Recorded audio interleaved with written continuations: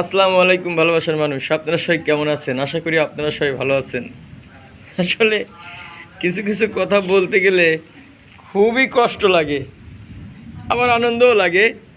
আনন্দ লাগছে বলেই হাসতেছি। তো একটা কথা মনে পড়ে গেল। আমি একটা পোস্টার দিয়েছিলাম আমার গ্রামে যে আমি 6 নম্বর ওয়ার্ডে দোয়া প্রার্থী। মানে এতে অনেকে অনেকভাবে মেম্বারও বলতেছে, চেয়ারম্যানও বলতেছে বা বলে। আর এটা না ছাড়লে আমি বুঝতে পারতাম না যে আমি খারাপ না জনগণ খারাপ, একটা মেম্বার চেয়ারম্যানই খারাপ না জনগণ খারাপ, এটা আমি বুঝতে পারতাম না। এই বুঝটা আমার মধ্যে চলে আসছে।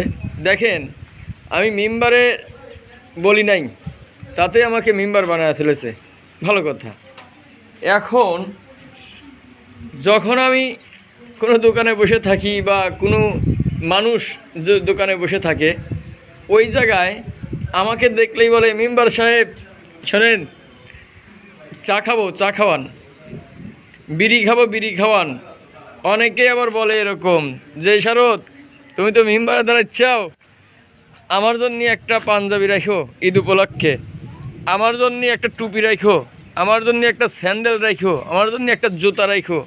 ভাই, আমি কি দান বাক্স খুলছি যে আমি আপনাদের এইভাবে ইচ্ছা পূরণ করব? নো। তো আসলে পরিশেষে যেটা বোঝাতে চাচ্ছি যে আমি ভাবতাম একটা মেম্বার চেয়ারম্যানই মনে হয় খারাপ, যার ফলেই কিন্তু আমার এই জগতে আসার চিন্তা ছিল।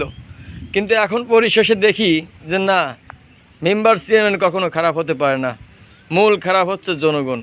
তাই আমি জনগণদের বলতে চাই, আপনার এক কাপ চা 5,000 টাকা। আমি সহ যদি মেম্বার হই, মানুষ একটা কার্ডে 5,000 টাকা নেয়, আমি সহ নেব কমপক্ষে 15,000 টাকা। হিসাব করে চা খাবেন, হিসাব করে আপনি সিগারেট খাবেন, হিসাব করে আপনি টাকা নেবেন। আশা করি বুঝতে পারছেন। এ পর্যন্ত ভালো থাকবেন। আল্লাহ হাফেজ।